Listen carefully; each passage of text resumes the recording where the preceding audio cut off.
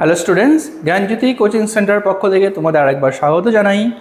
আমি রাজীব স্যার এবং আজকে আমরা আলোচনা করব এসকেবিইউ ইউনিভার্সিটি আন্ডারে তোমরা যারা পলিটিক্যাল সায়েন্স নিয়ে পড়াশোনা করছো তাদের জন্য তোমাদের ফোর্থ সেমিস্টারের মেজর পেপার 5-এর আজকে আমাদের কাছে আলোচনার টপিক যেটা রয়েছে সেটা হলো যে 1858 থেকে 1947 সাল পর্যন্ত ভারতীয় প্রশাসনে ব্রিটিশদের উত্তরাধিকার বা ব্রিটিশদের কতটা প্রভাব পড়েছে তার সম্পর্কে আলোচনা করব। এবং এই যে ভিডিওটা থাকবে এটা পার্ট 2, ঠিক আছে? এর আগে আরেকটা ভিডিও আমাদের রয়েছে এই টপিকে, তো তোমরা যারা ওই ভিডিওটা এখন পর্যন্ত দেখোনি তারা সেখানে গিয়ে তোমরা চ্যানেলে গিয়ে দেখতে পারবে, ঠিক আছে? তো আজকের টপিকটা থাকবে সেই একই 1858 থেকে 1947 সাল, কিন্তু এটা পার্ট 2 এর মধ্যে থাকবে। তার আগে তোমরা যারা আমাদের চ্যানেলে প্রথমে এসেছো বা এখনও আমাদের চ্যানেলটিকে সাবস্ক্রাইব করোনি তারা অবশ্যই চ্যানেলটিকে সাবস্ক্রাইব করো এবং পাশে থাকা বেল আইকনটিকে ক্লিক করে দিও যাতে আমাদের পরবর্তী ভিডিও নোটিফিকেশন তোমরা খুব সহজেই পেয়ে যেতে পারো। এছাড়া তোমরা যারা অনলাইনে আমাদের সাথে যুক্ত হতে চাও এবং আমাদের থেকে কোর্স পারচেস করতে চাও তারা স্ক্রিনে যেই দুটার ফোন নাম্বার তোমরা দেখতে পাচ্ছ এই দুটো নাম্বারে আমাদের সাথে সরাসরি যোগাযোগ করে নিতে পারবে। অনলাইনে যে সমস্ত সুযোগ সুবিধাগুলো আমরা তোমাদের জন্য রেখেছি তোমরা আমাদের এখানে পেয়ে যাবে live classes, recorded classes, high quality notes এবং 100% কমন সাজেশন। এছাড়া মেজর স্টুডেন্টদের জন্য পুরো সেমেস্টারের সমস্ত সাবজেক্টে কোর্স ফ্রি আমরা রেখেছি শুধুমাত্র 1199 এবং সেটাই মাইনার স্টুডেন্টদের জন্য রাখা হয়েছে পুরো সেমেস্টারের সমস্ত সাবজেক্টের কোর্স ফ্রি শুধুমাত্র 699। এছাড়া গুগল প্লে স্টোরে আমাদের একটা অ্যাপ্লিকেশন রয়েছে, যেই অ্যাপ্লিকেশনটার নাম হলো পিস্টিকল এডুকেশন। তো এই অ্যাপ্লিকেশনটা ডাউনলোড করেও তোমরা আমাদের সাথে যুক্ত হতে পারবে এবং সেখানে দেয়া আমাদের বিভিন্ন কোর্সগুলোর তোমরা অ্যাক্সেস নিতে পারবে।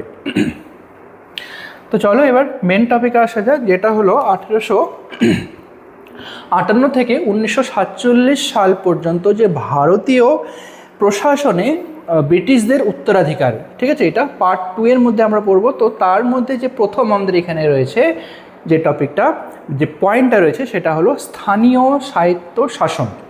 দেখো মানে কী বলা হয়েছে যে তৃণমূল স্তরে প্রশাসনিক ক্ষমতা হস্তান্তরের প্রক্রিয়াটি ব্রিটিশ আমলেই শুরু হয়, ঠিক আছে? তৃণমূল স্তরে একদম শুরু থেকেই প্রশাসনিক ক্ষমতা, ঠিক আছে, প্রশাসনিক ক্ষমতা কি হয় এটাকে কিন্তু বিভক্ত করে দেওয়া হয় সবার মধ্যে, ঠিক আছে? হস্তান্তরের যে প্রক্রিয়াটা এটা কিন্তু ব্রিটিশদের আমল থেকেই শুরু হয়, যেটা এখন আমাদের যে শাসন ব্যবস্থায় আমরা দেখতে পাই। লর্ড রিপনের অবদান, এখানে যে স্থানীয় স্বায়ত্তশাসনে লর্ড রিপনের অবদান কী রয়েছে দেখো, যেটা 1882 সালে লর্ড রিপন স্থানীয় স্বায়ত্তশাসনের প্রস্তাব গ্রহণ করে, ঠিক আছে? তো প্রথমে লর্ড রিপনই কিন্তু এই যে স্থানীয় যে স্বায়ত্তশাসন আছে এই স্থানীয় স্বায়ত্তশাসনের প্রস্তাবটি তিনি গ্রহণ করেন সবার প্রথমে। এর ফলে পৌরসভা বা মিউনিসিপ্যালিটি এবং জেলা বোর্ডগুলো গঠিত হয়। তো এই যে স্থানীয় স্বায়ত্তশাসনের প্রস্তাব গ্রহণ করার পরেই মিউনিসিপ্যালিটি বা পৌরসভা এবং জেলার যে বোর্ডগুলো রয়েছে, ঠিক আছে, এই বোর্ডগুলোকে গঠন করা হয়। তো তার জন্যই এই যে স্থানীয় স্বায়ত্তশাসনের জনক বলা হয় লর্ড রিপনকে, ঠিক আছে? এর জন্যই লর্ড রিপনকে কি বলা হয়? লর্ড রিপনকে বলা হয় স্থানীয় স্বায়ত্তশাসনের জনক বলা হয়। আচ্ছা, দ্বিতীয় নম্বরে যে পয়েন্টটা রয়েছে আমাদের কাছে সেটা হলো পুলিশ এবং সামরিক প্রশাসন। দেখো 1861 সালের পুলিশ অ্যাক্ট কি হয়, এই অ্যাক্টের মাধ্যমেই বর্তমানে ভারতীয় পুলিশ ব্যবস্থার যে কাঠামো সেই কাঠামোটা কিন্তু তৈরি হয়েছিল, যেটা শুরু হয়েছিল প্রথম 1861 সালে ব্রিটিশদের থেকে, ঠিক আছে? প্রতিটি জেলায় একজন করে পুলিশ সুপার বা এসপি এবং তার অধীনে থানার বিন্যাস ব্রিটিশদের দেয়াই কিন্তু, ঠিক আছে, ব্রিটিশদের দ্বারাই এই যে ব্যবস্থাগুলো রয়েছে এই ব্যবস্থাগুলো তৈরি করা হয়েছে, ঠিক আছে? প্রত্যেকটি জেলাতে একটা করে পুলিশের সুপার থাকবে, যেটাকে আমরা এসপি বলি, সুপারিনটেন্ডেন্ট অফ পুলিশ, এবং তার অধীনে যে থানার বিন্যাস হবে এবং তার অধীনেই বাকি সমস্ত থানার বিন্যাস এবং বাকি যে কর্মচারীগুলো নিয়োগ করা হবে, এবং যেটা হলো ব্রিটিশদের থেকে এই ব্যবস্থাটা কিন্তু তৈরি হয়েছিল প্রথমেই। আচ্ছা, তারপরে যেটা রয়েছে কি সেনাবাহিনীতে কি রয়েছে এই ব্যবস্থাটা, যে ব্রিটিশরা একটি অরাজনৈতিক এবং পেশাদার সেনাবাহিনী গড়ে তুলেছিলেন।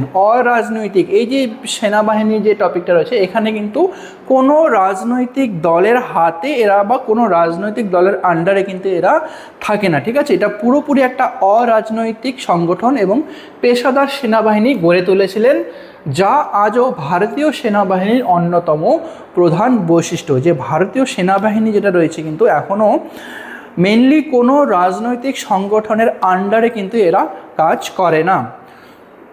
তারপরে যেটা আমাদের তৃতীয় নম্বরে পয়েন্টটা রয়েছে আর্থিক এবং পরিকাঠামোগত প্রশাসন।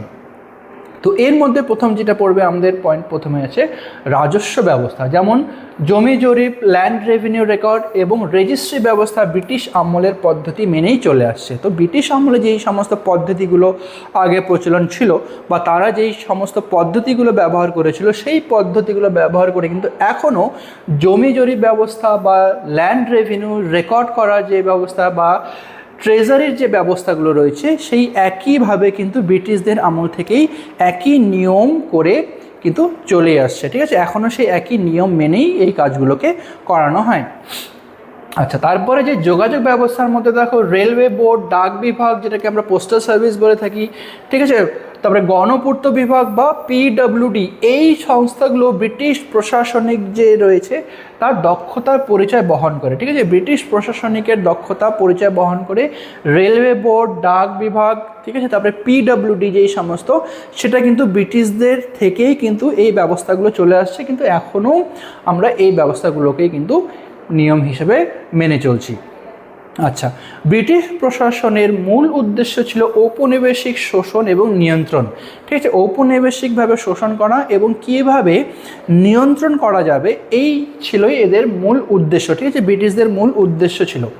তবে তারা যে পদ্ধতিগত সুশৃঙ্খলতা, তারপরে নথিবন্দীকরণ এবং আমলাতান্ত্রিক কাঠামো তৈরি করেছিলেন তা স্বাধীন ভারতের অখণ্ডতাকে রক্ষা করার জন্য এবং দেশ পরিচালনার একটা অপরিহার্য অঙ্গ হিসেবে উঠে দাঁড়ায়, ঠিক আছে। ব্রিটিশরা তৈরি করেছিল এই সমস্ত নিয়মগুলো শুধুমাত্র শোষণ করার জন্য এবং নিয়ন্ত্রণ করার জন্য, কিন্তু এই যে ব্যবস্থাগুলোই রয়েছে সেটা যে সুশৃঙ্খলতা, নথিবন্ধকরণ এবং আমলাতান্ত্রিক কাঠামো, যেটা আমাদের ভারতের অখণ্ডতাকে রক্ষা করার জন্য এবং দেশ পরিচালনার একটা অপরিহার্য অঙ্গ হিসেবে এই নিয়মগুলো কিন্তু দাঁড়িয়ে উঠেছে। সর্দার বল্লভভাই প্যাটেল এই কারণেই সিভিল সার্ভিসকে ভারতের ঐক্য রক্ষার প্রধান শক্তি হিসেবে তিনি গণ্য করেছেন, ঠিক আছে। ভারতের ঐক্য রক্ষার যে প্রধান শক্তি হিসেবে তিনি যে জিনিসটাকে গ্রহণ করেছেন বা গণ্য করেছেন সেটা হলো সিভিল সার্ভিসকে কিন্তু ভারতের ঐক্য রক্ষার প্রধান হাতিয়ার হিসেবে তিনি মেনে নিয়েছেন, ঠিক আছে। তো এটা ছিল তোমাদের পার্ট 2 এর আলোচনার বিষয়।